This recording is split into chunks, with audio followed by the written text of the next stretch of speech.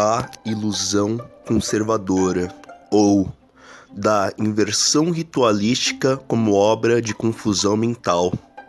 Texto publicado por Cadáver Minimal no dia 24 de outubro de 2021.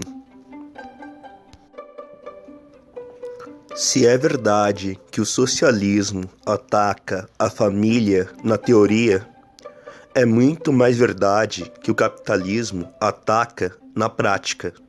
Chesterton. Existe um fenômeno a qual eu denomino de inversão ritualística. Aquilo que chamamos de ritual é a manifestação no espaço-tempo de uma ideia. O ritual não é a ideia em si. O ritual é tão apenas a manifestação da ideia num determinado espaço-tempo. Só que há gente que confunda ritual com ideia. O fenômeno da inversão ritualística ocorre quando um ritual adquire a forma de ideia na cabeça daquele que é confundido. Um bom exemplo: o calvinismo não é o cristianismo em si, e sim uma forma de manifestar o cristianismo, tal como o cristianismo não é a religião por si mesma, e sim uma forma de se viver a religiosidade. Indo um pouco mais longe, a União Soviética não é o socialismo, e sim uma forma que se manifestou o socialismo. Só que a pessoa que confunde o ritual com a ideia não é capaz de saber que a ideia não se manifesta puramente na realidade e, quando se manifesta, manifesta-se de uma forma imperfeita. Qualquer coisa, pessoa ou ideia pode se tornar vítima da inversão ritualística. E a confusão mental que enfrentamos é tão grande que se pensa que o ritual está acima da ideia que ele tenta reproduzir. Vê-se nisso quando se fala a palavra teologia, que quer dizer discurso sobre o divino. Só que a palavra teologia é tão mal empregada e tão mal entendida que, para muitos, ela quer dizer discurso sobre o cristianismo. Na verdade, até mesmo a mitologia grega é teologia. Para ser sincero, até mesmo aqueles que chamamos de umbandistas praticam a sua teologia, mesmo que, muitas vezes, sem o aval dessas pessoas ilustres a qual chamamos de cristãos. Até mesmo a bruxaria, vista como algo horrível para pessoas tão ilustres quanto cristãs, é uma forma de teologia. Só que a inversão ritualística leva a crer que teologia é cristianismo, tal como leva a crer que socialismo é marxismo, ou que socialismo é stalinismo. O legal da história é que ela prova quase sempre o contrário do que se espera. Pegue todas as maiores figuras da Idade Média e verificar-se-á um punhado de desajustados hereges que só depois de muito tempo foram tidos como bons. Já que a maior parte do tempo em que viveram, ou até depois do tempo de sua morte, foram tidos como maus. Se o que define alguém como parte de seu tempo é estar contra o seu tempo, tal regra se aplica até mesmo àquela idade espaço-temporal tida como conservadora chamada Idade Média. E falo isso sem a menor vergonha. Qualquer grande figura da Idade Média foi uma figura desajustada, seja Dante, Tomás de Aquino, Boaventura, Francisco de Assis, Domingos. Podemos pegar até mesmo o ilustre Agostinho de Hipona, o nosso santo que disse: Deus, dai-me continência e castidade, mas não agora. Agostinho de Hipona foi tido como um gigantesco devasso hipócrita, a qual todo mundo atribuía luxúria sem fim e, quiçá, sem retorno. Só que hoje, todas essas figuras de desordem são tidas como figuras de ordem por defensores da ordem, o que é engraçado, já que nenhuma dessas figuras representou ordem alguma. Sabe o que isso demonstra? Demonstra que nada compreendemos sobre a história. O maior problema de tudo foi invertido para que desajustados ululantes parecessem ajustados ululantes para aqueles que não o conheciam de fato. Assim, a ordem engoliu a desordem como Saturno engolia seus filhos. Assim, a ordem gerou ordem, matando a desordem. Assim, a desordem desonrada e deslegitimada foi feita ordem por um revisionismo reacionário. O sistema é tão alienantemente denso e hipócrita que não se negará a mentir a cada capítulo da história, colocando figuras desajustadas como ajustadas até que todos se ajustem ao sistema como que por efeito cascata. Dante foi um poeta popular que escreveu sua maior obra não em latim, mas numa língua vulgar para que não só a elite o lesse, mas sim para que todos pudessem ler. Dante defendeu a separação entre o Estado e a Igreja, já que a autoridade chamada de temporal precede a Igreja e não é causa necessária da Igreja. Dante era, meus senhores, um teólogo diferente.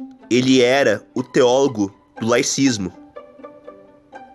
Tomás de Aquino foi um cara de uma ordem considerada herege, dominicanos, por muitos, e ainda defendeu Aristóteles. Sua tarefa era, estranhamente, conciliar razão e fé, coisa absurdamente progressista que almejava diminuir a penúria de uma vida puramente condicionada aos ditames do cânon bíblico. A fé de Tomás de Aquino era tão grande que em sua Bíblia não cabia só Paulo de Tarso e Isaías, mas também Aristóteles, já que para ele haviam-se modos de se descobrir a obra de Deus, e a Sagrada Escritura não era a única, visto que Deus, meus amores, é extra-bíblico. Francisco de Assis era um daqueles vagabundos que andavam feito mendigos pregando o evangelho, já que os monges viviam encastelados em seus mosteiros longe do povo pecaminoso. Francisco, em sua estranha humildade, preferia viver entre os mendigos do que viver feito um elitista em um mosteiro. Domingos literalmente defendeu uma ordem em que todo mundo pudesse pregar, coisa que era compromisso só de bispos e até mesmo aos padres isso era dificultado. O compromisso de Domingos era com a democratização do discurso cristão, numa clara revolta hierárquica. Boaventura foi um místico de uma ordem de vagabundos, os franciscanos, que teve que sofrer as pressões que queriam a dissolução de sua ordem por causa dos arautos do conservadorismo católico.